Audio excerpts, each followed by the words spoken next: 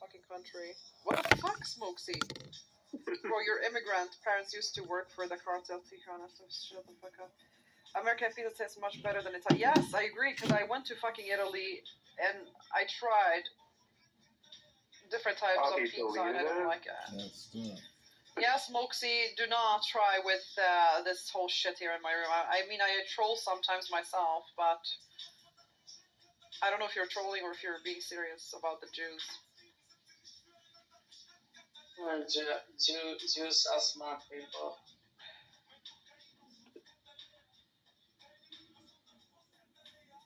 Yeah, they are. The Ashkenazis.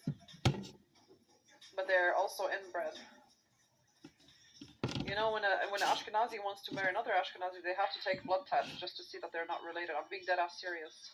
Well, no, I keep telling you, they are all related. Breeding, they have to do blood tests to make sure the kids aren't going to have genetic diseases. Yeah. It's true. I read about it, by the way. Yeah. It's multiple different ones that are common among them. But they are all related. They're all like first cousins. Have you noticed that Ashkenazis have like IBS and shit? They're cursed.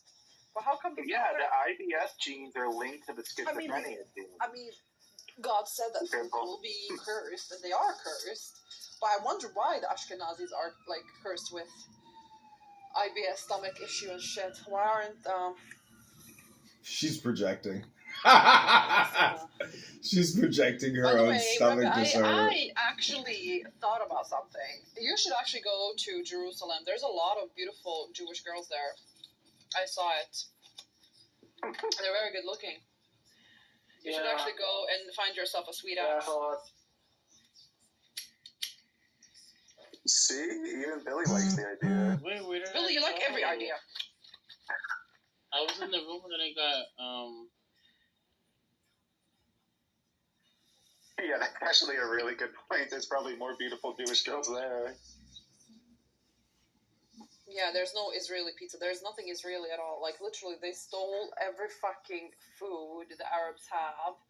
And then now they call it, like, Israeli knafe, Israeli matlube, Israeli lahma baji, like, stuff like that. Israeli hummus.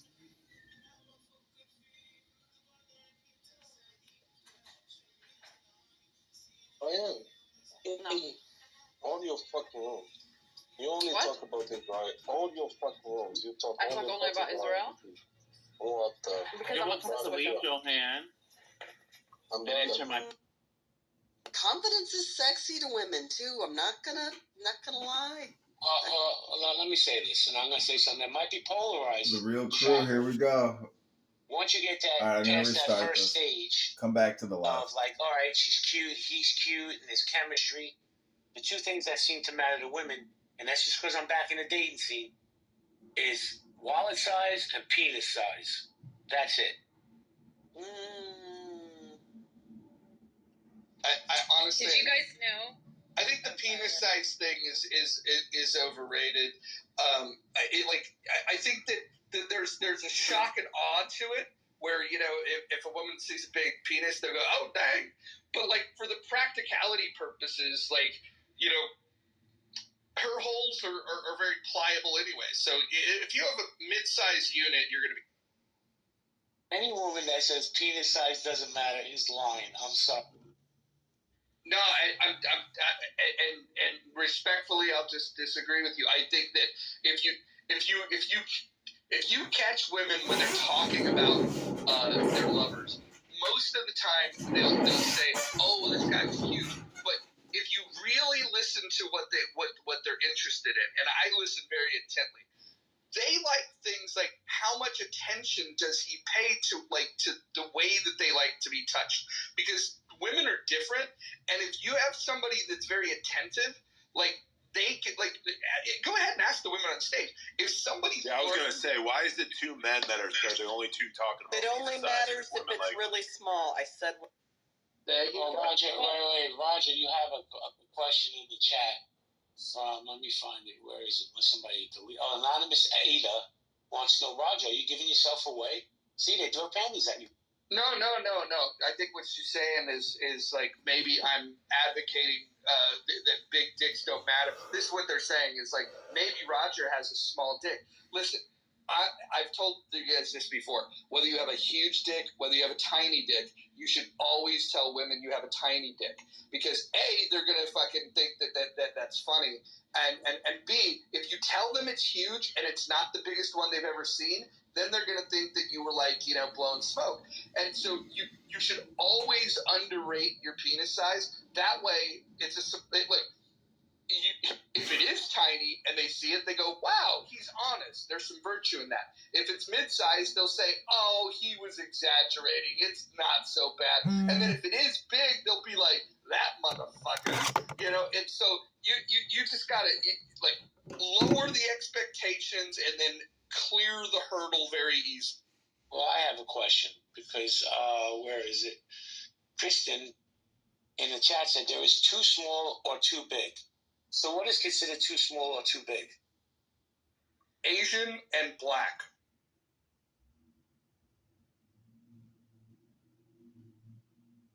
All right, I want to throw another thing out there. I'm curious what Elle thinks about this, but anyone else can jump in. So we're talking about initial attraction. What are you attracted to? Those kind of things.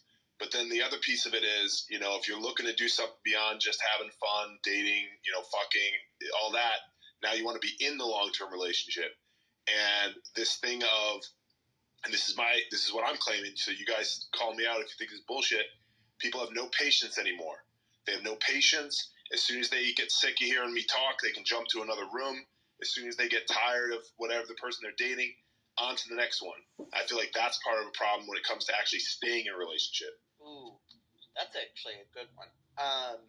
I do agree with you. I think people are so bombarded with options and choices, and when you've decided to date someone, I've heard my girls talk about this, who are in their 20s, talk about, I just got the ick. So I immediately just I'm like, what, the ick? It could be something so simple like he chooses food to, I could hear he has a jaw pop, when he chews. Something and I'm like, so let me get this straight.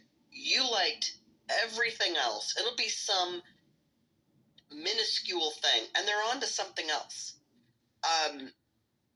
And I've said even to my girls, if you like somebody, but you're also entertaining conversations with everyone else, yeah, you're not actually investing in that person.